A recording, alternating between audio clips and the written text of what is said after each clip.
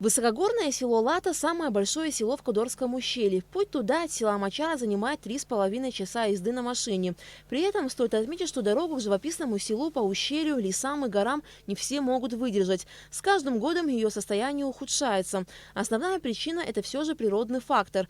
Во время непогоды здесь часто происходят обвалы. Непредсказуемые горные реки выносят огромные валуны на проезжую часть, а то и вовсе вымывают дорогу. Так, к концу лета текущего года во время ливневых дождей река Гуджевка вышла из берегов и подтопила участок близ часовни, на котором расположен памятник погибшим в Ладской трагедии. Мемориальная плита погибшим в Ладской трагедии была установлена прямо перед часовней, но вышедшая река из берегов смыла эту плиту, но, к счастью, сама часовня не пострадала. Казалось бы, это маленькая речушка, но в непогоду она превращается в бурный поток воды, который сметает на пути все. Сейчас река сменила русло и протекает прямо позади часовни. Это старое русло реки. Сейчас, в настоящее время, река протекает буквально в 30 метрах от этого места. Специалисты Абхазберегозащиты вернут реку в старое русло, но прежде нужно будет подправить те места, где есть вероятность, что река вновь может выйти из берегов. От часовни до места гибели жертв Ладской трагедии больше 500 метров. Тропу не завалило камнями. По ней можно беспрепятственно пройти и даже проехать. Администрация Гулрыбского района и сами родственники погибших содержат место в чистоте. А вот на участке рядом с часовней специалистам Абхазберегозащиты предстоит серьезная работа. Администрация Гулрыбского района здесь прочистили территорию именно перед часовней.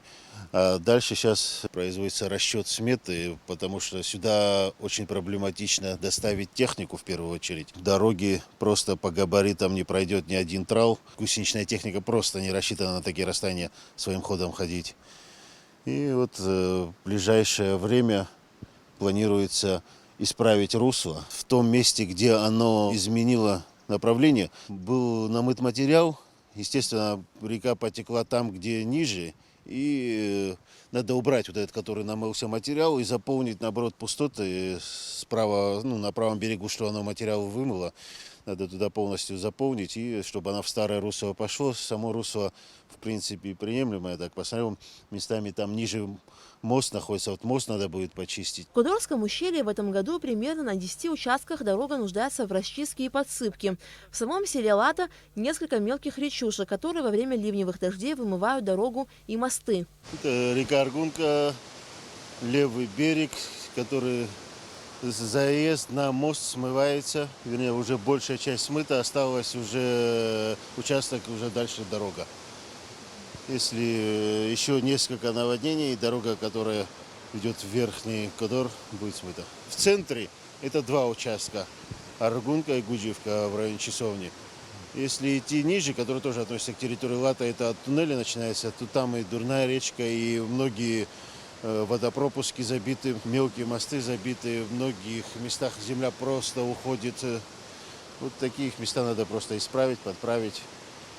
Но когда сейчас техника поднимется, вы это включаете, техника, да? будет идти в любом случае своим ходом. Все эти места, естественно, будут по дороге исправляться. В настоящее время в селе Лата проживает только одна семья.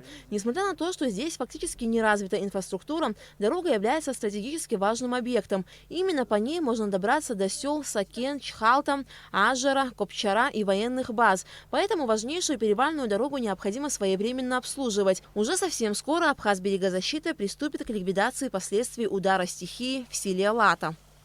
Алика Трапш, Джамбул Чхапелия, Абхазское телевидение.